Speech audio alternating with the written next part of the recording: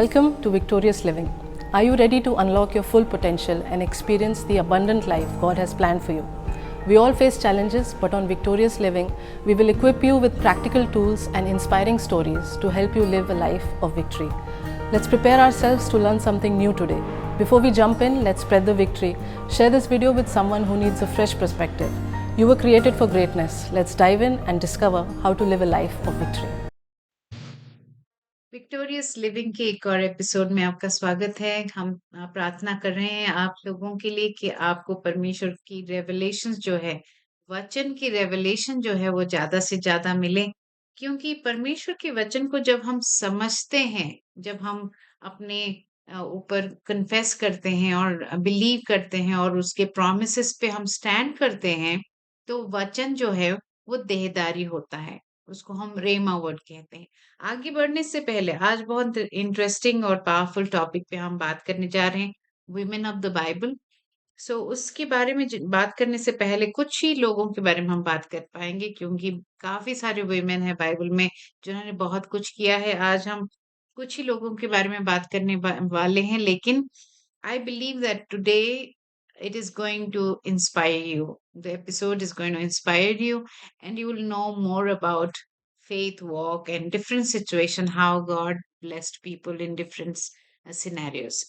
परमेश्वर की हम आशीष को मांगते हैं आज के एपिसोड में, और हम आगे बढ़ने से पहले चलिए प्रार्थना करते हैं। परमेश्वर पिता, हम धन्यवाद करते हैं कि आपने हमें ये मौका दिया कि हम फिर से आप लोगों के बीच हम आ सके, परमेश्वर के बच्चों के बीच हम आ सके और उनसे वचन के बारे में बात कर सकें। और हम ये मानते हैं कि आप जो ढूंढता है उसको आप मिलते हैं परमेश्वर, जो पूछता है उसको आप आंसर देते हैं परमेश्वर। आस्क सीक एंड नॉक आपने बोला, जो कि खटखटाता है तो आप दरवाजा उसके लिए खोलते हैं परमेश्वर। तो मैं प्रार्थना करती हूँ कि आज के इस एपिसोड से हमारे भाई बहन जो हैं, जो देख रहे हैं आज, उनको बहुत कुछ रेवलेशन मिलने वाला है। पवित्र आत्मा, हम प्रार्थना करते हैं कि आप हर वो घर के ऊपर आज आप मंडराइए, हर वो घर के ऊपर आज आशीष लाइए जो हमें देख रहा है और सुन रहा है। हम धन्यवाद के साथ आगे का समय आपके हाथ में देते हैं प्रभु, क्योंकि हम मानते हैं कि एक वचन जो परमेश्वर के सिंहासन से हम तक पहुंचता है, वो हमारे जीवन को हमेशा हमेशा के लिए बदल देता है। यीशु के नाम से हम प्रार्थना करते हैं, सुने और कबूल करें। आमीन। आज हम वुमेन ऑफ बाइबल के बारे में बात करने जा रहे हैं। तो आज मेरा पहला जो वुमेन ऑफ इंस्पिरेशन है from the Bible is Ruth.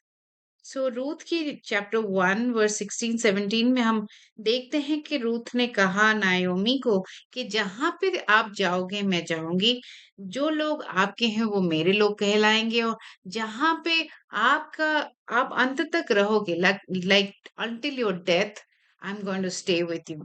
Death will not, only death will separate us.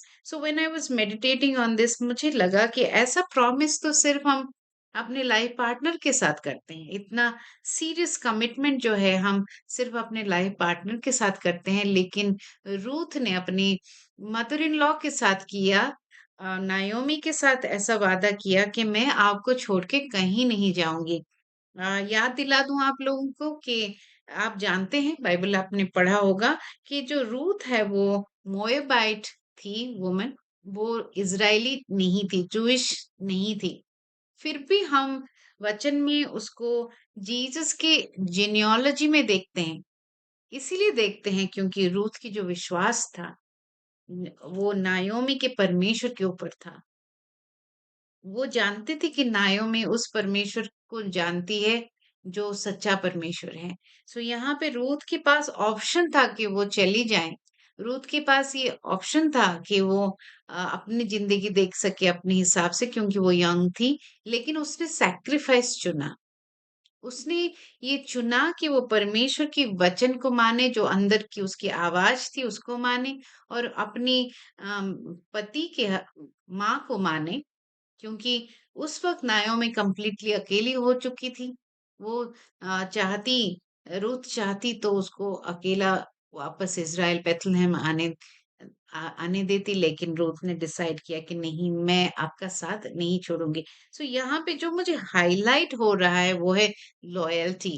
जो कि वफादारी हाईलाइट हो रहा है।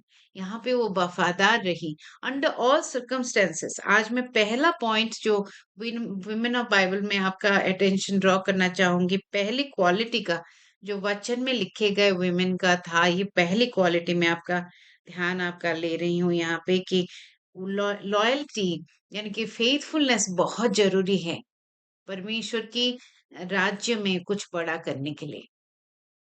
सो रूथ की लाइफ से मैंने देखा कि जो उसका डेडिकेशन था, लॉयल्टी था, वो हिला नहीं। सरकमस्टेंसेस के बावजूद, जो भी उसकी सरकमस्टेंसेस खराब थे, उसके अगेंस्ट थे, उसके बावजूद उसका लॉयल्टी बना रहा। वो परमेश्वर के वचन के सबमिशन में आई, जबकि उसको वचन नहीं पता था। नायोमी को पता था क्या सही है क्या गलत है, लेकिन रूथ ने नायोमी को सबमिट किया। सो नायोमी के ऊपर जो ब्लेसिंग था उसको रूथ को मिलने लग गया, और रूथ को नायोमी ने ट्रेन किया कि कैसे अब वो अपने जीवन में ब्रेक थ्रू ला सकती है। और हम देखते हैं कि बाद बाद में वो बोआज से मिलती है, और बोआज जो है वो उसका किंग्समैन रिडीमर होते हैं और उसको रिडीम करते हैं। और एक समय पे उसके पास खाने के लिए नहीं होता है, वो जाके वो जो फील्ड में वो ग्लीन कर रही होती है। लेकिन दूसरे वक्त हम देखते हैं कि इस लॉयल्टी की वजह से जो बोआज का नजर उस पे आता है, और वो उस फील्ड की, जिस फील्ड में वो एक बार काम कर रही थी, उस फील्ड की वो मालिक बन जाती है, मालकिन बन जाती है। सो आज मैं पहला इंस्पिरेशन आपको बताना चाहूंगी रूथ की लाइफ में।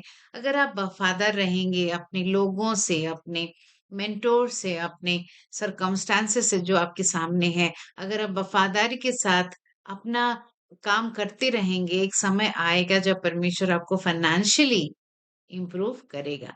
जैसे कि हम ये प्रोग्राम का नाम विक्टोरियस लिविंग इसीलिए कहते हैं, क्योंकि हमें ये मैंडेट मिला है के लिए, परमेश्वर से, कि हम बॉडी बॉडी ऑफ क्राइस्ट को, जो परमेश्वर के बच्चे हैं उनको हम जो कीज हैं बाइबल में जो लिखा है, the keys of the kingdom हम बताएं, सक्सेस का राज बताएं। एक राज सक्सेस का ये है कि हम अगर लॉयल रहेंगे तो हमें परमेश्वर उन्नति देता है। वो हम रूथ के लाइफ से हम देख रहे हैं। सेकंड कैरेक्टर जो मैं आज बताना चाहूंगी वो अबिगिल का है। हम ये फर्स्ट सैमुअल चैप्टर 25 और 26 में देखते हैं। और यहाँ पे अबिगिल नबाल की वाइफ होती है। और यहाँ पे डेविड बहुत नाराज है, क्योंकि नबाल ने उसको प्रोविजन नहीं भेजा, उसके लोगों को प्रोविजन नहीं भेजा। तो डेविड अपने लोगों के साथ नबाल और उसके घर को खत्म करने आ रहा है। ये बात अबीगिल को पता चलती है, जो नबाल की वाइफ होती है उस समय। और वो तुरंत सामान अपने हाथ में लेती है, फिग का केक लेती है, ब्रेड लेती है, और वाइन लेती है, ड्रिंक्स लेके वो तुरंत जाती है डेविड के पास, दाऊद के पास जाती है, और कहती है कि दाऊद, तुम अपने हाथों को खून से मत रंगो, क्योंकि तुम्हारा जो है ऑलरेडी चुनाव हो चुका है राज्य का राजा बनने का। तो आप नबाल की वजह से अपनी कॉन्शियस को खराब मत करो। ये हम देखते हैं चैप्टर 25 वर्स 31 में। She says, when the Lord has granted my Lord success. So वो याद दिलाती है दाऊद को कि आपको ऑलरेडी सक्सेस मिला हुआ है, आप राजा बनने वाले हो। सो आप अननेसेसरी बैटल्स में और अननेसेसरी किलिंग में मत जाओ। और बाद में हम देखते हैं कि दाऊद को इतना अच्छा लगता है, ये बात अच्छी लगती है ये बात कि वो अबीगिल को अपनी वाइफ बनाती है।